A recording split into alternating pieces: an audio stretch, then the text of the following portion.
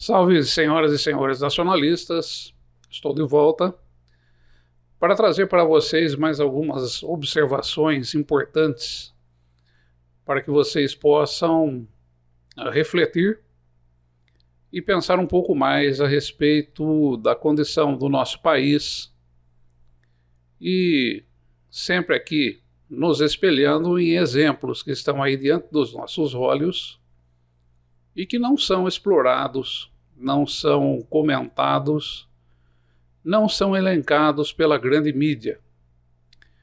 Porque trazer à tona reflexões a respeito desses temas poderia suscitar aí a antecipação da nação com relação a uma série de artimanhas que estão sendo construídas para que se dê continuidade naquilo que nós conhecemos como o liberalismo e, portanto, não existe nenhum tipo de interesse nisso, porque essas pessoas são copartícipes desse esquema ou desta organização. Muito bem. Ainda citando um pouco a respeito do conflito entre Rússia e Ucrânia, eu gostaria de trazer para os senhores alguns detalhes que, conforme eu já falei, não são mencionados na mídia local. O primeiro deles eu gostaria de deixar aqui primeiramente uma pergunta para que os senhores pensassem um pouco, que é: por que está acontecendo esse conflito hoje entre esses dois países? Primeiramente, a resposta central disso tudo são os interesses. Sim, mas interesse em quê?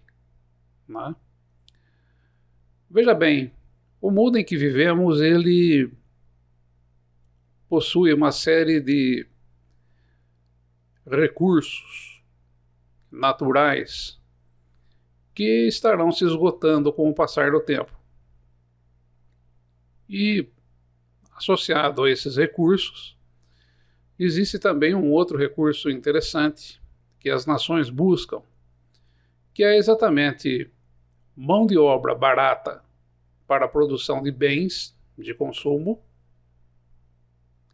e também consumidores.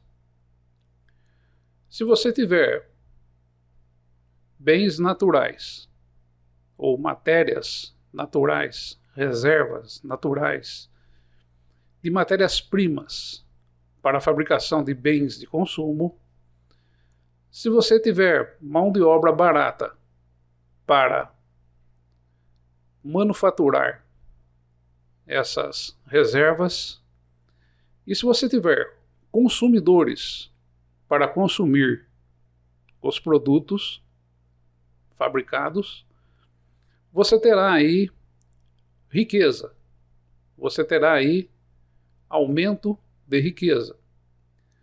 E o aumento de riqueza, ele estará concentrado nas mãos daqueles que detiverem o poder. Isso é bastante simples e é bastante objetivo e natural. Perfeito. O conflito entre Rússia e Ucrânia, ele está se dando nesse nível. Né? Porque nos últimos 30 anos, depois aí da queda da União Soviética, é importante observar que houve um avanço bélico por parte da OTAN.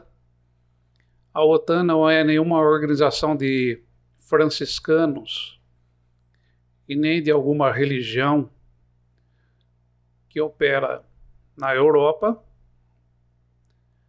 e eles usam armas. A OTAN significa uso de armas, e foram se espalhando pela Europa Oriental, em países inclusive que faziam parte da extinta União Soviética e foram ali posicionando mísseis voltados para a Rússia. E por quê? Porque houve interesse do Ocidente. Por mais que digam que os países que faziam parte da União Soviética e que solicitaram participar da OTAN, é irrelevante. Não importa o lado que solicitou isso. O que importa é que esses armamentos estão localizados nesses locais e foram colocados lá porque houve interesse. Houve interesse do Ocidente em colocar esses armamentos lá. Porque se você recebe um convite de um país como a Polônia, por exemplo, eu quero que você coloque armamentos aqui para me defender, voltados lá para a Rússia, e você disser assim, não, eu não tenho interesse nisso, não tenho dinheiro e não vou gastar dinheiro com isso para colocar isso daí, pronto, tudo estaria resolvido. Não tem dinheiro, não tem interesse e não coloca. Ponto final. O problema é que foi feito. Houve sim um avanço militar, houve sim um avanço bélico contra as fronteiras da Rússia. E isso é patente, e ali está agora sendo comprovado. Por outro lado, a Rússia também se armou. A Rússia veio de uma série de projetos aí de desenvolvimento de armas nucleares e ultrassônicas já há um bom tempo. E, portanto, já estava se armando também. Não sei, todo mundo coloca aqui o Putin como louco, o Putin como malvado, o Putin como sendo o Conde Drácula, né? Só não colocar ele ainda como sendo o anticristo, porque nenhum fato ainda se apareceu assim, né? Mais espontâneo, né? mais estridente, mas não vai demorar muito para que isso aconteça, né? E esse pessoal aí ligado em Apocalipse vai dizer isso. Mas Putin também não é burro, Putin também não é nenhum otário e também possui uma equipe ao redor dele que também é treinada e que conhece muito bem aquilo que está fazendo. Não são principiantes, não são ignorantes, portanto, também se prepararam. E de ambos os lados são interesses. Interesses em recursos, interesses em mão de obra barata, interesses em mercado de consumo. Tanto é que a Rússia fez aí um acordo com a China para o fornecimento de matérias-primas e um grande mercado de consumo, diga-se de passagem. Então, esse é o primeiro ponto que eu gostaria de chamar a atenção dos senhores. É que essa guerra não é simplesmente uma guerra pela guerra.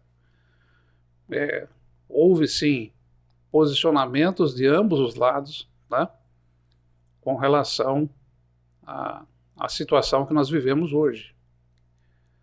Outra questão muito interessante que eu gostaria de chamar a atenção dos senhores é exatamente esse bloqueio que está sendo perpetrado pelo Ocidente, pelos Estados Unidos e seus aliados, contra indivíduos.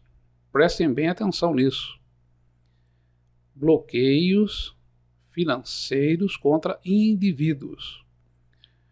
Porque eles colocam ali um termo geral, em termos gerais, né, que eles estão impondo aí bloqueios econômicos contra a Rússia. Entretanto, temos visto nos últimos dias uma série de indivíduos, aqueles que eles estão chamando aí de bilionários, oligarcas, ou sei lá o que, né, russos, em termos de suas reservas econômicas. Vários deles tiveram todos aí os seus recursos sequestrados. E muitos deles que são investidores, não é? Assim como você, por exemplo, aí que está sentado na tua casa, pode ser um investidor comprador de ações aí da Petrobras ou títulos do Tesouro Brasileiro, né? E muitos deles são investidores que compraram títulos da dívida norte-americana, tá? Para ganhar dinheiro. É esse jogo aí do liberalismo. E eles, fazendo o jogo do liberalismo, apostaram em comprar títulos da dívida norte-americana. E agora os Estados Unidos congelou com a argumentação de que são ativos de guerra. Mas espera um pouquinho, hein? Os ativos de guerra, ou bloqueio econômico, deveria ter sido, deve acontecer contra a nação, que eles estariam aí promovendo essas medidas. Entretanto, estão promovendo ações aí contra indivíduos, contra pessoas. E isso está sendo feito de forma indiscriminada. Não vem ao nosso conhecimento, por exemplo, olha, veja bem, nós estamos aqui tomando como ativos de um determinado valor para cima. Se bem que isso seria irrelevante, porque fala-se tanto, né? Tanto que a questão da livre propriedade, da liberdade de possuir bens, a liberdade de apostar dinheiro na bolsa de valores e tudo mais, né? Só que isso não está sendo respeitado pelo próprio bastião, pelo próprio representante principal do liberalismo, que é os Estados Unidos e seus aliados. Eles estão sequestrando bens, estão sequestrando recursos de indivíduos, de pessoas. E isso vai completamente contra aquilo que eles próprios pregam. Percebem? E indiscriminadamente. Porque já existem notícias de pessoas, né? Para quem viveu a era Collor aqui no Brasil, sabe, né, aquilo que aconteceu, o sequestro das contas correntes, quando o Collor tomou o poder. Pessoas que estavam ali economizando dinheiro para fazer uma cirurgia, para comprar um carro novo, para, sabe, reformar a casa. E veio o Collor e tomou todo esse dinheiro. A mesma coisa está acontecendo hoje. Indivíduos que compram títulos do Tesouro, não importa a quantidade dele, sabe, mas são cidadãos russos, estão tendo os seus bens bloqueados pelo país que se diz liberal. Então vocês vejam, os senhores vejam a que ponto chega, né, essa questão do globalismo. Você aí que compra títulos do Tesouro norte-americano, você aí que compra dólares, você aí, né, que investe o seu dinheiro em território fora do Brasil, você está percebendo o risco que você corre ou não? Ah, mas por que, sabe, conforme eu estava dizendo aqui no início, essa confusão, essa briga, esse confronto entre Rússia e Ucrânia, ela engloba uma série de interesses de muitos países, não somente desses dois que estão conflagrados ali. Ah, mas por que o Brasil? O Brasil é um país mesmo abençoado e coisas que a gente ouve aí, né? Que é um país abençoado, que nunca teve guerra, etc, etc. Porque o Brasil nunca lutou pelo aquilo que ele tem direito. O Brasil nunca lutou para defender aquilo que possui. O Brasil nunca lutou para se estabelecer. de uma forma honrosa e de uma forma onde seria respeitado. O Brasil nunca fez isso. E estou dizendo isso para todos os governos que passaram por aqui, que só dizem sim, sim senhor, sim senhor, sim senhor, né? Desde o tempo do descobrimento, sim senhor, sim senhor, sim senhor, e nunca viu o Brasil chegar lá e falar, não, não senhor, não senhor, aqui não, não vai, não faço, não abro, não permito. Agora, Estados Unidos e seus aliados, a Rússia, esses sim dizem, aqui não, não senhor, não vai levar e acabou. Agora, o Brasil precisa parar de ser encarado somente como um país, porque a extensão territorial desse país equivale a um continente. O Brasil é muito grande. O Brasil tem além de sua extensão territorial, nós temos tudo aquilo, outros detalhes que eu comentei com você. Possuímos reservas, possuímos a mão de obra barata, tanto é que tem milhões de pessoas desempregadas aí, e possuímos mercado de consumidores. Quero chamar a atenção nos senhores que está chegando o momento, mais passado, ou melhor, chegando o momento não, já passamos pelo menos 100 anos de colonizarmos o Brasil. Mas como assim? Você colonizar você mesmo? Exatamente. Está na hora do Brasil começar a explorar o Brasil. Está na hora do Brasil começar a colonizar o próprio Brasil. Colonizar aquilo que é nosso. Para que não fiquemos depois, conforme está acontecendo hoje, com pessoas, com brasileiros que não investem dentro do nosso país e vão investir lá fora. E sempre aquela mesma conversa de segurança, etc, etc, etc. Assim como os russos fizeram e hoje estão perdendo tudo.